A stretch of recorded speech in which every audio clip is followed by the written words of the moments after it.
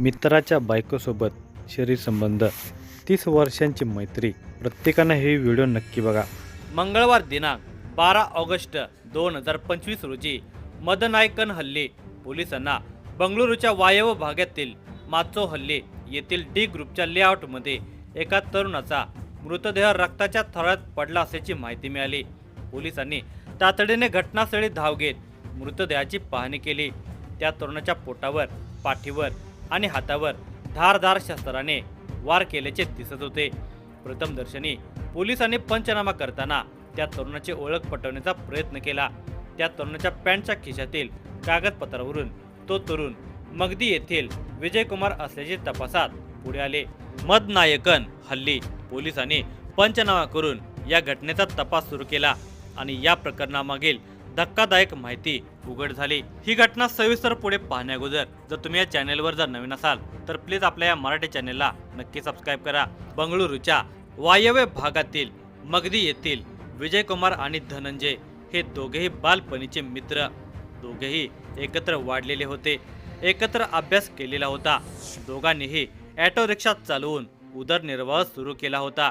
त्या दोघांची मैत्री गेल्या 30 वर्षापासून असल्याने अनेक जण त्यांच्या मैत्रीकडे पाहून त्यांना जयवीरूची जोडी असे म्हणत होते. अलीकडेच विजयकुमार हा रिअल इस्टेटची कामे करू लागला होता. लोकांना घरे, जागा भाड्याने देणे, विकत देणे अशा व्यवहारातून त्याला चांगली रक्कम मिळत होती. गेल्या 10 वर्षापूर्वी त्याने आशाशी लग्न केले होते.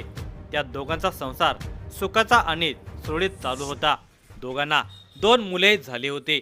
लग्नानंतर विजयकुमार आणि आशा कामाक्षीपल्ली येथे राहायला आले. विजयकुमार आणि धनंजय दोघे बालपणीचे मित्र असल्याने विजयकुमारच्या लग्नानंतरही त्याच्या घरी धनंजयचे येणे जाणे होते. विजयकुमारची बायको आशा 4 चौकीमध्ये उठून दिसणारी होती. स्वभावाने बोलकी होती. धनंजय हा वारंवार घरी येत असल्याने तिची आणि त्याची ओळख वाढलेली होती. आपल्या नवऱ्याचा मित्र म्हणून ती त्याला ओळखत आणि त्याच्याशी बोलत होती. त्या दोघांतील ओळख इतकी वाढत गेली की दोघांना एकमेकांच्या बद्दल आकर्षण वाटू लागले. त्यातून ते जवळ येत गेले. पाहता पाहता विजयकुमारपेक्षा आशासाठीच धनंजय येऊ लागला. तिच्याशी गप्पा मारू लागला. तिला काय पाहिजे नको तेही पाहू लागला. विजयकुमार नसताना तो हमखास घरी येत होता. आता मात्र त्याने पुढचे पाऊल टाकले. संधी साधून त्याने वहिनी वहिनी म्हणत आशाला मिठीत घेतली. ती त्याच्या गोड आणि लागवी बोलण्याला भुलली असल्याने त्याने त्याच्या भोवती मिठी आवळली. मग दोघेही मागे हटले नाहीत. चुंबनाची देवाणघेवाण करता करता ते कधी विवस्त्र झाले हे समजलेच नाही. मग प्रणयाला उधाण आले. दोघांमध्ये शरीर संबंध सुरू झाले. आता तर त्याला तिची चटकच लागली होती. तो संधी मिळेल तेव्हा येत होता आणि दोघे कामचूक घेण्यामध्ये रंगून जात होते. ती रात्री पतीला तर दिवसा प्रे करायला खुश ठेवत मौज करत होते. विजयकुमार नसताना धनंजय आणि आशा बाहेर फिरायला जाऊ लागले होते. बाहेर फिरायला गेल्यावर हॉटेलामध्ये जाऊन शरीर सुख घेऊ लागले होते.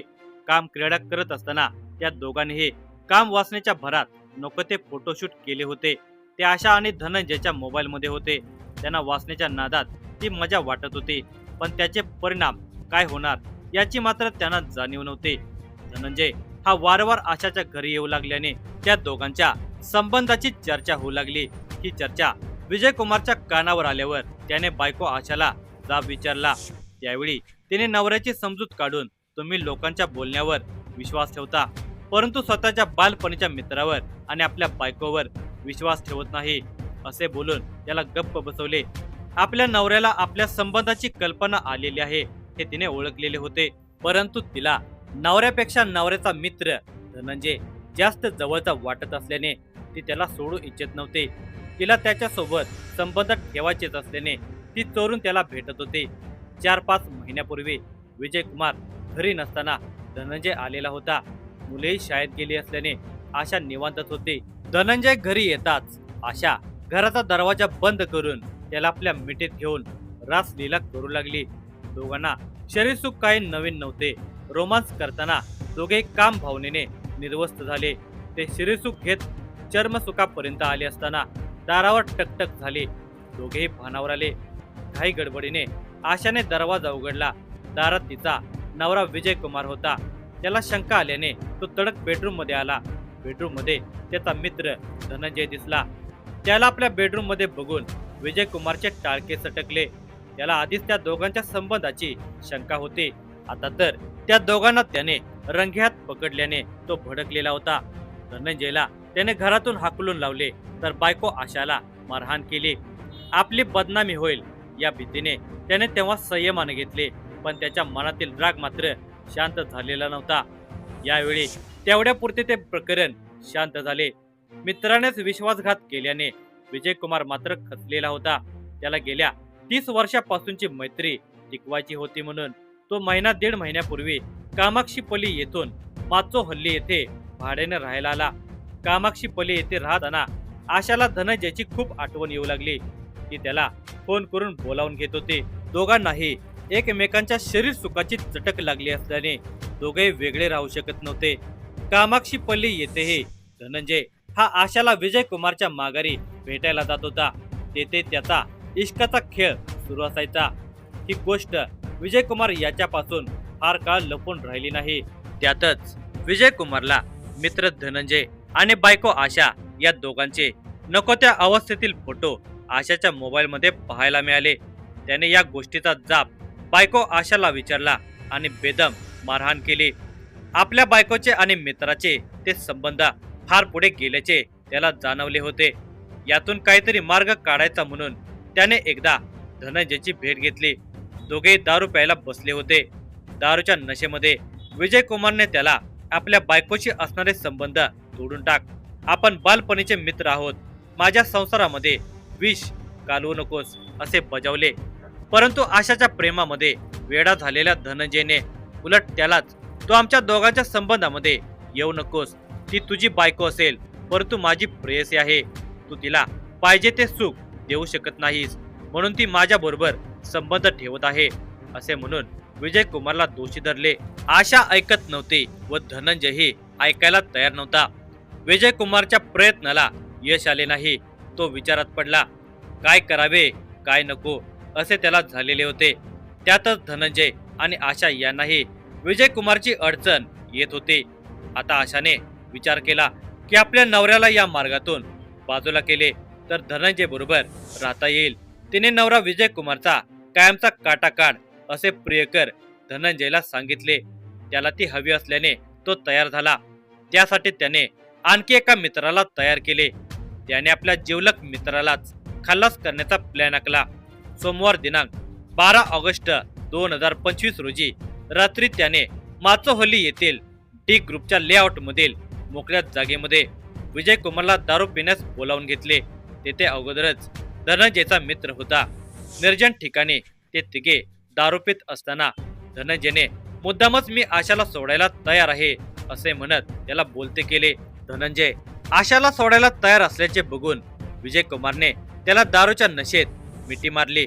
माझा खरा मित्र तूच आहेस असे म्हटले. त्याच वेळी धनंजयच्या मित्राने विजय कुमारच्या पाठीवर मागून चाकूने वार केले. विजय कुमार ओरडत मागे सरकला. ही संधी साधत धनंजयने त्याच्यावर चाकूने वार करण्यास सुरुवात केली. त्याच्या पाठीवर, पोटावर आणि हातावर, गळ्यावर वार करून धनंजय त्याला म्हणाला, तुझी बायको मला आवडते, ती मला पाहिजे, ती सुख देते, तिच्यासाठी मी काही करायला तयार आहे. तुझी माझी गेल्या 30 वर्षापासूनची मैत्री मी तिच्यासाठी तोडू शकतो असे म्हणत रक्ताने माखलेला चाकू धनंजयने त्याच्या अंगावर टाकला. विजय कुमार हा रक्ताच्या थारोळ्यात पडला होता. त्याला मारून धनंजय आणि त्याचा मित्र तेथून पळून गेले. रात्रीच्या अंधारात मोकळ्या जागेत कोणाचा तरी मृतदेह रक्ताच्या थारोळ्यात पडल्याचे एकाने पाहिले. लागलीच त्याने या घटनेची माहिती मदनायकनहल्ली पोलिसांना दिली. माहिती मिळताच पोलीस तातडीने घटनास्थळी दाखल झाले. त्यांनी रक्ताच्या थरात पडलेल्या तरुणाची ओळख पटवण्याचा प्रयत्न केला.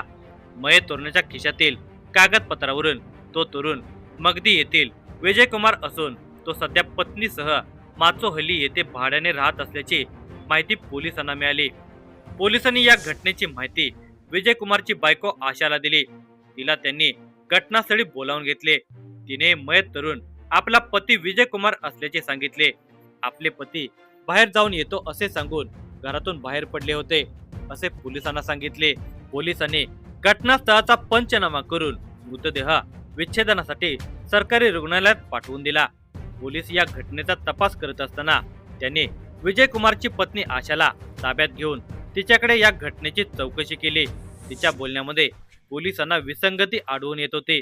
या घटनेचा गोपनीय माहितीच्या आधारे पोलिसांनी तपास चालवला असता आशाचे विजय कुमार याच्या मित्राबरोबर विवाहबाह्य संबंध असल्याची माहिती पोलिसांना मिळाली. या आधारे पोलिसांनी आशाला महिला पोलिसाकरवी बोलते केले असता तिने सांगितले की तिच्या नवऱ्याचा मित्र धनंजय बरोबर संबंध असून त्या संबंधामध्ये नवऱ्याची अडचण वाटत असल्याने माझ्या सांगण्यावरून धनंजयने मित्रासोबत मिळून विजय कुमारची हत्या केली आहे. या माहितीवरून पोलीस धनंजयचा शोध घेऊ लागले, पण धनंजय हा मित्रासोबत पळून गेला असल्याने तो हाती लागला नाही. पोलीस त्याचा शोध घेत आहेत. या घटनेची फिर्याद विजय कुमार याच्या नातेवाईकांकडून घेण्यात आले. त्यावरून विजय कुमार वय वर्ष 40 याच्या हत्येप्रकरणी त्याची बायको आशा वय वर्ष 33, तिचा प्रियकर धनंजय आणि अज्ञात व्यक्तीविरुद्ध भारतीय न्याय संहिता कलमाप्रमाणे खुनाचा गुन्हा नोंदवला. या घटनेतील संशयित धनंजय आणि त्याच्या मित्राचा पोलीस शोध घेत आहेत.